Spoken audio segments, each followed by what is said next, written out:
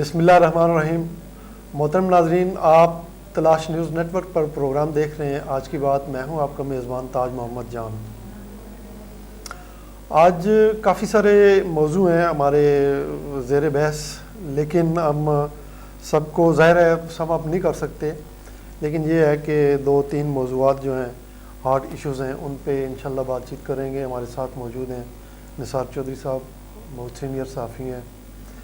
تو پروگرام باقاعدہ موضوعات پہ آنے سے پہلے میں مولانا محمد رفیع عثمانی ہمارے ملک کے ایک جید عالم تھے، انٹرنیشنلی ان کو لوگ جانتے تھے. انہوں نے بڑا کام کیا، حج پہ جو نا درست ادائیگی کے حوالے سے کتاب لکھی. تو وہ 2 دن پہلے ان کی رحلت ہوئی ہے. تو اس پہ تلاش نیوز ہم سب جو نا ہماری پوری ٹیم جو دکھ اور افسوس کا اظہار کرتی ہے. تحریک انصاف کا دھرنا یہ اب 26 تاریخ جو ہے کپتان عمران خان نے دی ہے، اور 26 تاریخ کو وہ راولپنڈی پہنچیں گے. یہاں ان کا پرتپاک استقبال کیا جائے گا. آپ نے دیکھا اور سنا ہوگا کہ پاکستان تحریک انصاف کی مقامی جو تنظیمیں ضلعی سطح کی ہیں، ڈویژنل سطح کی ہیں، یا شمالی پنجاب کی جو تنظیمیں ہیں، وہ ساری اکٹھی بیٹھ کے اور اپنے الگ الگ بھی انہوں نے پروگرام کیے ہیں. وہ استقبال کی بھرپور تیاریاں کر رہے ہیں. اس حوالے سے ہم پوچھتے ہیں چودھری صاحب سے. جی چودھری صاحب، آپ بتائیے. بہت شکریہ تاج صاحب. سب سے پہلے تو آپ نے رفیع عثمانی صاحب کی رحلت کا جو ذکر کیا ہے اس پر ہم سب افسردہ ہیں، اور ہماری دعا ہے کہ اللہ پاک ان کو اپنے جوار رحمت میں جگہ عطا فرمائے. ہمارے ملک کے بہت بڑے ان کا مفتیان میں ان کا شمار ہوتا تھا، اور ساری زندگی انہوں نے اتحاد و یگانگت کے لیے اپنی زندگی صرف کیے رکھی. مدارس ان کی اہمیت اور ان کی افادیت کے لیے بھی ان کی خدمات کو کبھی ہم فراموش نہیں کر سکتے. اللہ تعالیٰ ان کے درجات بلند فرمائے. آمین.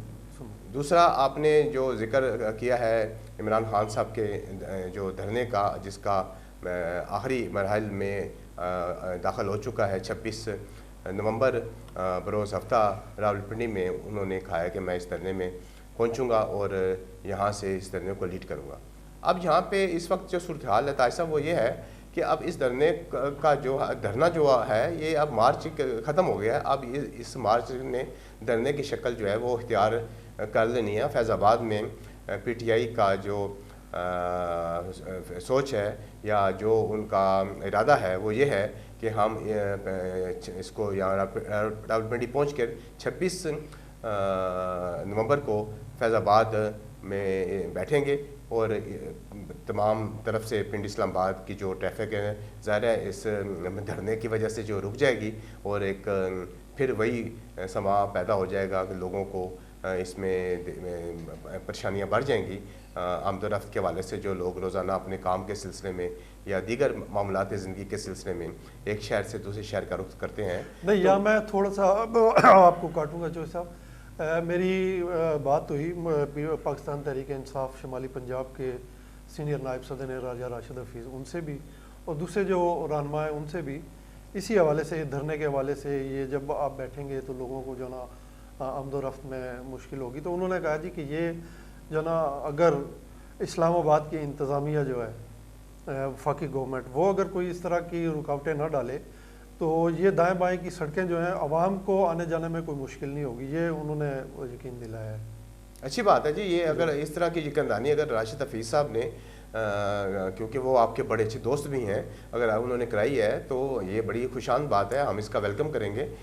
باقی اب صورتحال یہ ہے کہ دھرنا بھی ہے اور آرمی چیف کی تقرری بھی ہے، اور اس کے علاوہ آپ کے ملک میں جو دیگر اس وقت مسائل چل رہے ہیں وہ بھی آپ کے سامنے ہیں. عمران صاحب کے اوپر جو قاتلانہ حملہ ہوا تھا اس نے بھی ایک اور رخ اختیار کر لیا ہے.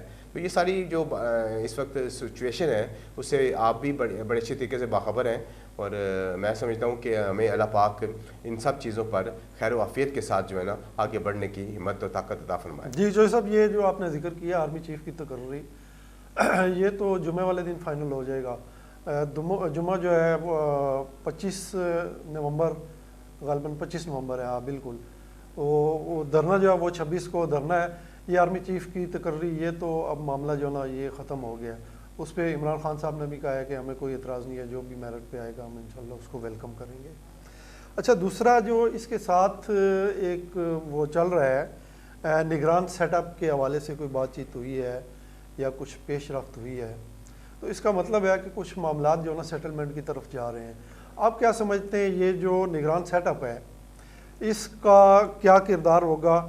کیونکہ عمران خان صاحب جو ہیں وہ یہ کہہ رہے ہیں کہ یہ آئینی جو اس کا ہے ایک وہ مقصد یا اس کی جو ذمہ داری ہے نگران سیٹ اپ کی وہ 90 دن غالباً یا اتنے کچھ اس سے کم ہے، اس دوران انتخابات کرا کے وہ اپنی ذمہ داریوں سے فارغ ہو. جبکہ مسلم لیگ نون کی جانب سے خاص طور پہ میاں نواز شریف صاحب کا نام لیا جا رہا ہے کہ وہ کہتے ہیں جی کہ یہ 5 ماہ تک جو نا سیٹ اپ رہنا چاہیے، اب 6 مہینے تک. اس پہ آپ کیا کہتے ہیں؟ طاہر صاحب گزارش یہ ہے کہ نگران سیٹ اپ اگر آتا ہے تو اس کی جو مدت ہوتی ہے وہ 3 مہینے ہی ہے، اور اس میں کوئی شک والی بات کوئی نہیں ہے. آئین کے اندر بھی درج ہے کہ جس وقت کوئی بھی ملک میں آپ نئے انتخابات کراتے ہیں، جو بھی حکومت آتی ہے تو وہ 3 مہینے کے لیے آتی ہے. 3 مہینے ظاہر ہے کہ 90 دن بنتے ہیں، اور اس 90 دن کے اندر اس نے نئے انتخابات کرا کے جو بھی جماعت الیکشن میں کامیابی حاصل کرتی ہے اس کو منتقل کر دیا جاتا ہے. باقی میاں صاحب کی جو بات کی ہے کہ 5 مہینے 6 مہینے، اس کا تو مجھے علم نہیں ہے کہ وہ 6 مہینے کہہ رہے ہیں یا 5 مہینے کہہ رہے ہیں. لیکن میڈیا رپورٹس ہیں وہ آپ کی بات بالکل درست ہے، لیکن میڈیا رپورٹس میں تحریک انصاف یہ کہہ رہی ہے کہ ہمیں مارچ تک جو انتخابات کا اناؤنسمنٹ جو ہے نا وہ ہو جانا چاہیے. میں ایک اور یہاں پہ آپ کو ایک بات ایڈ کرتا چلوں کہ دیکھیں گزارش یہ ہے کہ لڑائی سے کبھی بھی جو ہے وہ میں سمجھتا ہوں کہ معاملات حل نہیں ہوئے ہیں. جب بھی معاملات حل کریں گے آپ کو ایک ٹیبل کے اوپر بیٹھنا پڑے گا، ٹیبل ٹاک کرنی پڑے گی، مذاکرات کرنے پڑیں گے. اور سیاست میں مذاکرات کے دروازے کبھی بند نہیں کیے جاتے، اس میں دروازے کھلے رہنے چاہیے. جو ابھی تک میں سمجھتا ہوں کہ ہمارے کہ ہاں اس پر ابھی کام نہیں ہو رہا، نہ ہی ہمارے اس میں کوئی بیک ڈور رابطے ضرور ہو رہے ہیں، لیکن جو میں سمجھتا ہوں کہ سر عام کہہ لیں یا میرا مطلب ہے کہ آپ گول میز کانفرنس کے ذریعے بیک ڈور. چوہدری صاحب آپ جو ذکر کر رہے ہیں وہ اس کا تو عوام کو وہ نہیں ہے، لیکن آج جو وزیر داخلہ ہمارے رانا ثناء اللہ صاحب ہیں ان کی سٹیٹمنٹ ہے، اخباروں میں چھپی ہوئی ہے، میڈیا پہ وہ ہے کہ جمعہ والے دن ایک دن پہلے غالباً ایک دن بنتا ہے، یہ آرمی چیف کی تقرری ہو جائے گی، اس کے بعد ہم عمران خان سے 2 ہاتھ کر لیں گے. تو یہ اس طرح کی سٹیٹمنٹ وہ پہلے بھی جو نا قطع کلامی کی معافی چاہوں گا سر. گزارش ہے یہاں تھوڑا سا آپ کو کریکٹ کر لیں، یہ رانا ثناء اللہ کی بات نہیں ہے، یہ وزیر دفاع خواجہ آصف محمود نے اسمبلی فلور پر یہ کہا ہے کہ یہ آرمی چیف کا معاملہ حل ہونے کے بعد ہم ان دونوں حضرات کی آصف وہ بھی ہیں. اچھا تو یہ اس طرح کا جو نا ایک تصادم کی صورتحال ہم یہ کر دیں گے ہم وہ کر دیں گے، وہ اپنا ایک جمہوری حق استعمال کر رہے ہیں آ رہے ہیں. آپ نے بھی اپنے دور میں اپوزیشن میں رہتے ہوئے ایسے دھرنے اور ایسے مارچ آپ نے کیے ہیں، تو آپ کو ان کے جو تحریک انصاف کا جو دھرنا ہے یا مارچ ہے اس سے کوئی اتنا زیادہ خوفزدہ نہیں ہونا چاہیے اور نہ اس طرح کا کوئی محاذ بنانا چاہیے جس طرح. سر مجھے آپ یہ بتائیں آپ دھرنوں اور مارچ سے آپ کیا مقاصد حاصل کرنا چاہتے ہیں؟ آپ دھرنوں اور مارچ سے حکومت گرانا چاہتے ہیں؟ کیا یہ ریت جو ہے اگر پڑ جاتی ہے نہیں حکومت گرانے کی بات یا اگر یہ ریت اگر پڑ جاتی ہے تو آپ اس کو میرا مطلب ہے کہ اچھا اقدام کہیں گے. گزارش یہ ہے کہ آپ نے لہا محلہ آپ کو ٹیبل ٹاک پر آنا پڑے گا، بیٹھ کے آپ کو معاملات جو ہے وہ چوہدری صاحب یہ آپ دیکھیں ٹیبل پہ وہ آئیں گے، بالکل آئیں گے، لیکن یہ جس طرح ان کو دھمکا رہے ہیں کہ ہم یہ کر دیں گے وہ کر دیں گے، آنسو گیس کے شیل ہیں اور لا انفورسمنٹ ایجنسیز ہیں ان کو ڈپلائی کیا جا رہا ہے، اور یہ تو ان کی اپنی ہسٹری ہے. دیکھیں سپریم کورٹ پہ انہوں نے تو حملہ نہیں کیا تھا نا، وہ کہتے ہیں جی جتھے آ رہے ہیں. اب جتھا کس کو کہہ رہے ہیں؟ کوئی بھی گورنمنٹ ہو وہ اسی طرح جو ہے لوگ آ رہے ہوتے ہیں، چاہے وہ دھرنا مولانا فضل الرحمان کا ہو، چاہے دھرنا مریم نواز بی بی کا ہو، یا دھرنا ہمارے جو بہت بڑے علماء تھے خادم حسین رضوی کا ہو. جب بھی لوگ اسلام آباد کی طرف بڑھیں گے یا کسی شہر کی طرف بڑھیں گے تو انتظامیہ یہی ان کو کہتی ہے کہ ہم اس کو روکیں گے، چاہے ہمیں لاٹھی چارج کرنا پڑے یا آنسو گیس کا استعمال کرنا پڑے. یہ تو ایک باتیں ہوتی رہتی ہیں، لیکن گزارش یہ ہے کہ آپ کو میں پھر یہ بات کہوں گا کہ یہ نوبت کیوں آتی ہے، یہ نوبت آپ آنے نہ دیں، آپ بیٹھ جائیں، بیٹھ کے معاملات کو حل کریں. ملک میں نئے انتخابات جو ہیں وہ اس وقت ضرورت ہے. سر وہ مان ہی نہیں رہے، آپ جو نا جو بات کر رہے ہیں کہ بیٹھے، کس کے ساتھ بیٹھے ہیں؟ کوئی بلائے, بولے کہ بھائی ہاں جی آئیں ہم بیٹھ کے بات کرتے ہیں اور سارے معاملات طے کرتے ہیں, اس کے بعد جو ہے نا یہ سارے معاملات سیٹل ہوتے ہیں. لیکن وہ ایک تسلسل کے ساتھ آپ دیکھیں کہ رانا ثناء اللہ صاحب ہیں, مریم اورنگزیب ہیں, مریم نواز تھیں, وہ اب وہ ملک سے باہر ہیں, تو ان کے جتنے بھی ترجمان ہیں یا حکومتی زعماء ہیں وہ سارے ایک تسلسل کے ساتھ جی ہم یہ کر دیں گے, ہم وہ کر دیں گے, روکیں گے, یہ جتھے ہیں, یہ فلاں ہے, یہ فلاں. ان کو جتھا کہنے سے جو ہے نا مجھے اس پہ بھی جو ہے نا پہلے بھی ایک پروگرام میں نے کہا تھا کہ یہ پاکستان کے عوام ہیں, جمہور, جو جمہوریت کی ایک بنیاد ہیں. سارا جمہوریت کیا ہے, یہی عوام ہے. تو ان کو آپ جب جتھے کہہ رہے ہیں تو یہ ایک طرح کی ان کی آپ کیا کہنا چاہیے کہ تذلیل کر رہے ہیں. تو ایسا جو ہے نا وہ نہیں کرنا چاہیے. تو بہرحال یہ آپ دیکھتے ہیں کہ 26 کو یہاں پہ آتے ہیں عمران خان اور دھرنا دیں گے. اس کے بعد حکومت جو ہے, ہماری تو گزارش یہی ہے کہ حکومت جو ہے نا جس طرح نہیں, میرا مطلب جیسے آپ فرما رہے ہیں کہ یہ عمران خان صاحب جو ہیں وہ 26 کو آ رہے ہیں راولپنڈی میں اور دھرنا دیں گے, تو آپ یہ مجھے آپ یہ بتا دیں کہ یہ دھرنا آپ کا کتنے دن چلے گا؟ نہیں وہ تو اب اس میں آپ نے اس کو چلانا ہے نا. نہیں, آپ نے پہلے بھی دھرنا 200 تو پتہ نہیں کتنے دن چلایا ہوا ہے, تو آپ کا تو اس کو بھی پھر چلائیں گے.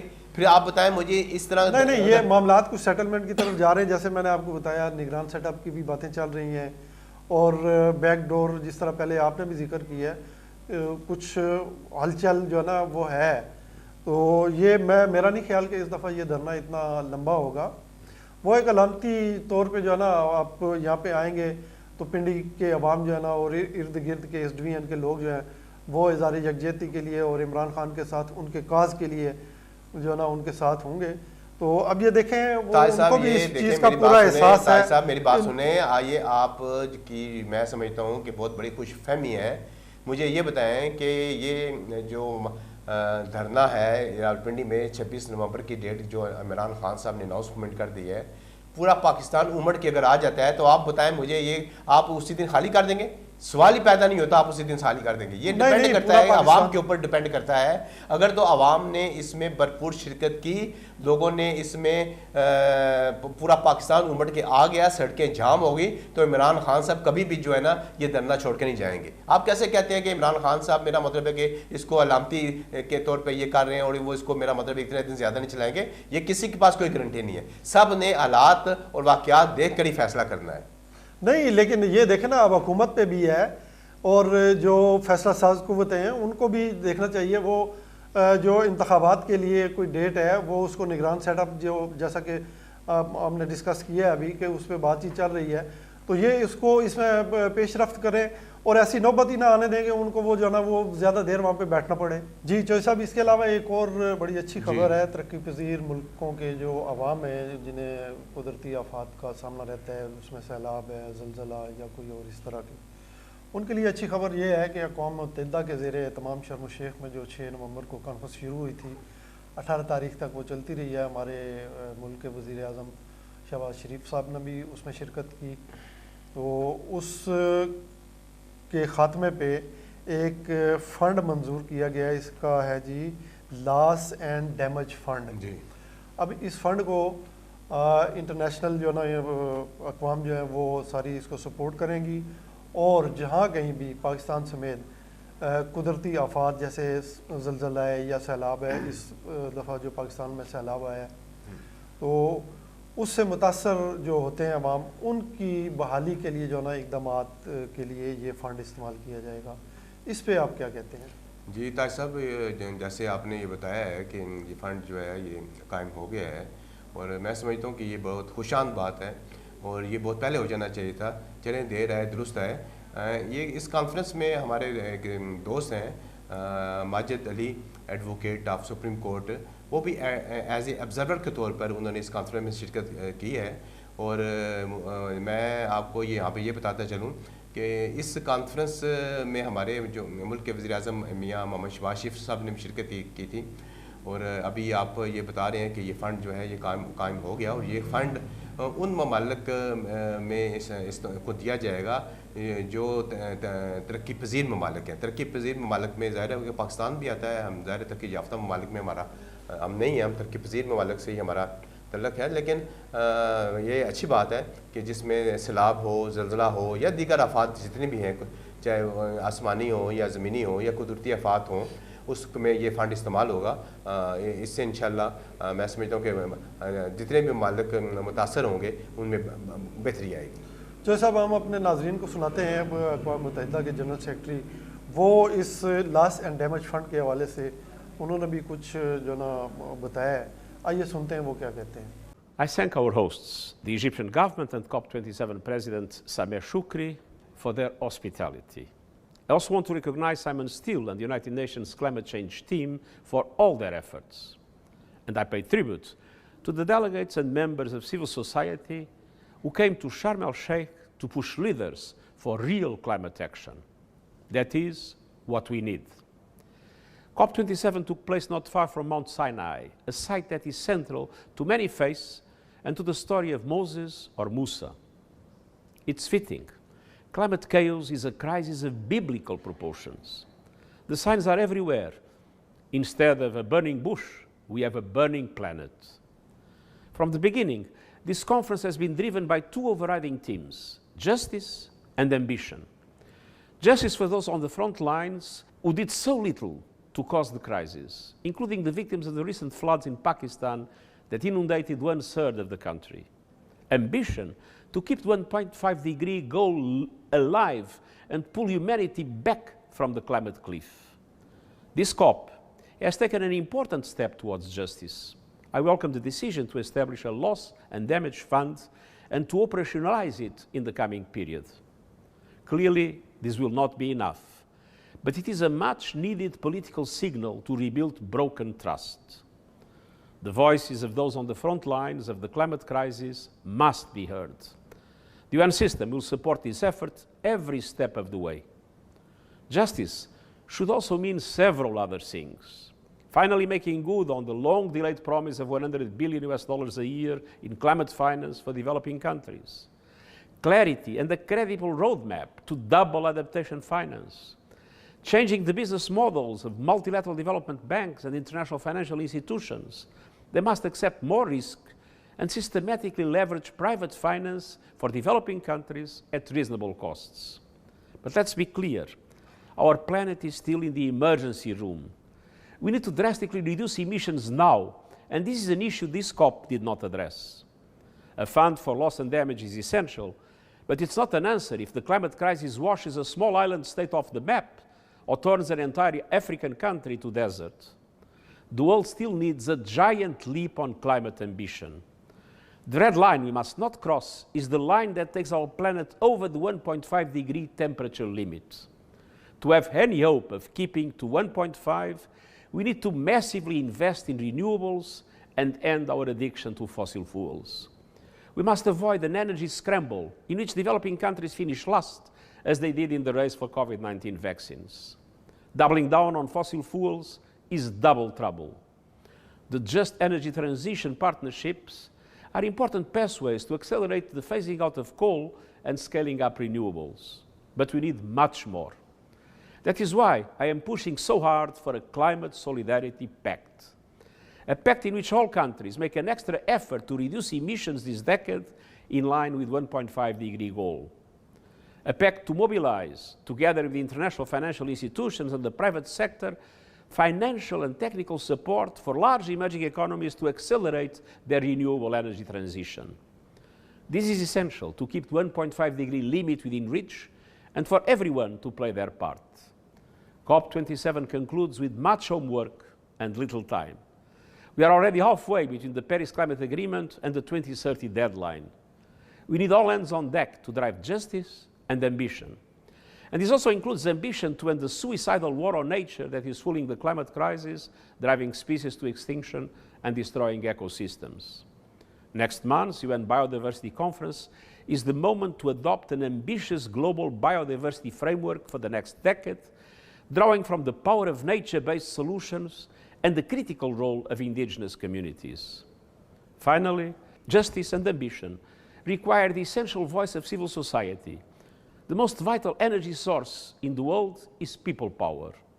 That is why it's so important to understand the human rights dimension of climate action. Climate advocates, led by the moral voice of young people, have kept the agenda moving through the darkest days. They must be protected. To all of them, I say we share your frustration, but we need you now more than ever. Unlike the stories from the Sinai Peninsula, we cannot wait for a miracle from a mountain top. It will take each and every one of us fighting in the trenches each and every day. Together, let's not relent in the fight for climate justice and climate ambition. We can and must win this battle for our lives. جی چوہدری صاحب، آپ نے سنا اقوام متحدہ کے general secretary, انہوں نے اس fund کے حوالے سے بڑی ڈیٹیل سے جو نا بتایا ہے. تو یہ آپ کیا سمجھتے ہیں، ہمیں امید رکھنی چاہیے کہ اس دفعہ پاکستان میں جو تباہ کن سیلاب آیا ہے، یہ ہمارے ملک کی تاریخ کا سب سے تباہ کن سیلاب تھا، جس نے سڑکیں اور لوگوں کے گھر اور پورا انفراسٹرکچر جو ہے وہ تباہ کر دیا ہے. لوگ بے گھر ہیں. اس وقت شدید سردی کا موسم شروع ہو چکا ہے. مجھے یاد ہے بلکہ ایک پروگرام میں تو آپ نے پورے فیکٹس اینڈ فگر کے ساتھ بتایا تھا کہ کتنے لوگ متاثر ہوئے ہیں اور کتنا چوتھائی حصہ جو ہے پاکستان کو ڈوبا. بالکل ٹھیک کہہ رہے ہیں. تو کیا یہ امید رکھنی چاہیے کہ یہ فنڈ فوری طور پہ ہمارے ان متاثرین کا، ظاہر بہت بڑی تعداد میں 30 ارب ڈالر جو ہیں، 30 ارب ڈالر کا نقصان ہوا ہے. تو لوگوں کے مال مویشی اور ہر چیز جو نا وہ تباہ ہو گئی ہے، کھڑی فصلیں، تو ان کو اس وقت شدید جو نا ضرورت ہے.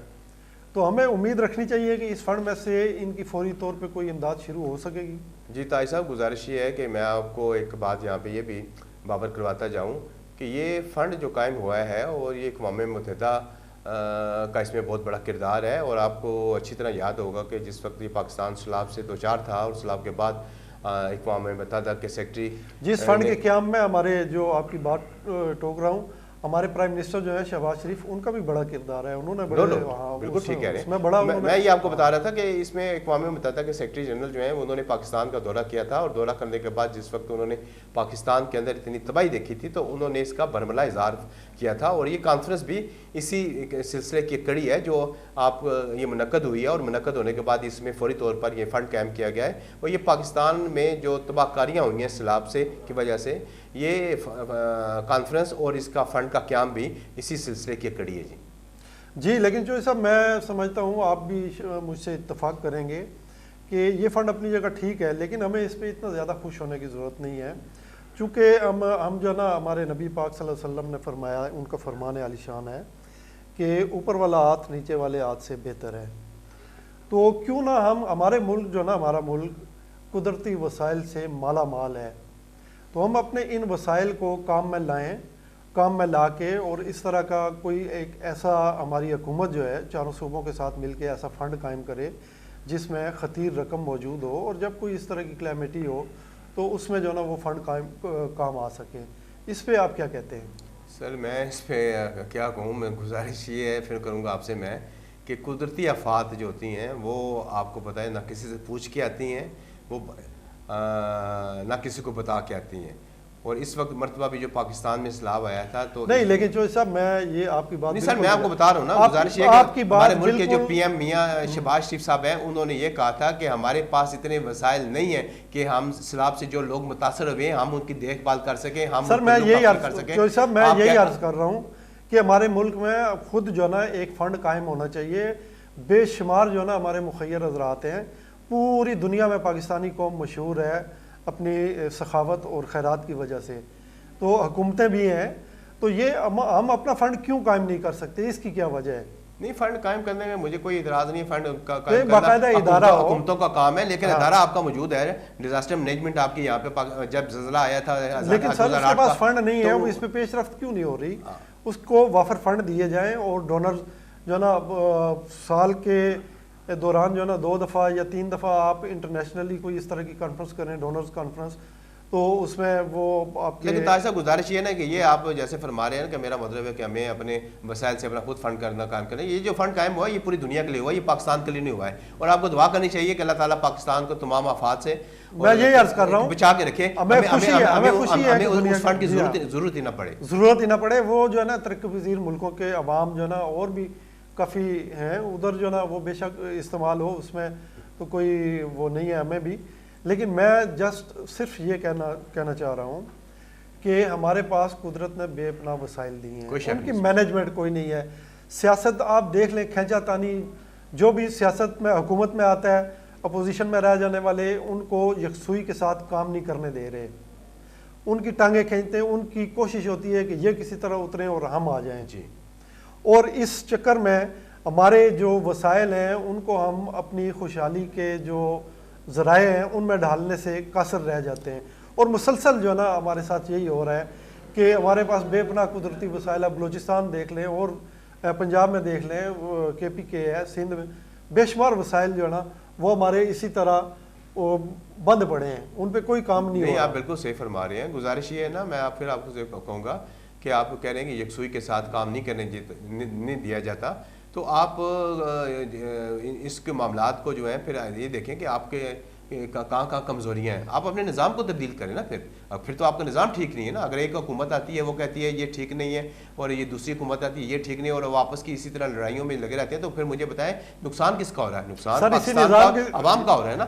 آپ اس نظام کو یہ آپ اس جمہوریت کہتے ہیں جس کو ڈیموکریسی کا نام بھی آپ نے دیتے ہیں کہ آپ یورپین کنٹری کی طرف دیکھ کے آپ صاحب اسی نظام کی درستگی کے لیے جس کا آپ نے ڈیمانڈ کی ہے یا ذکر کیا ہے, اسی کے لیے عمران خان کی جد و جہد ہے.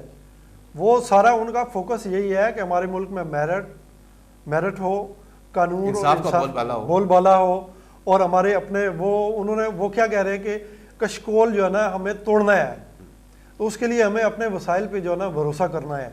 تو وہ اسی کے لیے جدوجہد کر رہے ہیں. ان کو جو ہے نا وہ جو یہ آپ کی حکومت ہے نون لیگ یا اتحادی جو ہے 13 کا ٹولہ جس کو کہا جاتا ہے, یہ جو نا ان کو مسلسل جو نا مطعون کر رہے ہیں, اور ان کو جو نا ایسے طریقے سے وہ ڈیل کر رہے ہیں جس طرح کہ وہ کوئی کسی غیر ملک سے آ کے ہمارے اوپر حملہ آور ہو رہے ہیں. ایسا نہیں ہے. بہرحال چوہدری صاحب, ہمیں جو نا دعا کرنی چاہیے کہ ہمارے ملک کو اللہ تعالیٰ سلامت رکھے, اور ہمیں جو قدرت نے وسائل عطا کی ہیں ہم ان وسائل کو اپنی خوشحالی میں ڈھالنے کے لیے کوئی عملی کام کر سکیں. تو اسی کے ساتھ آج کا پروگرام یہیں پہ ختم کرتے ہیں. اگلے پروگرام میں نئے مہمان کے ساتھ نئے موضوع کے ساتھ پھر حاضر ہوں گے. اس وقت تک کے لیے اجازت دیجیے. اللہ حافظ, اپنا خیال رکھیے گا.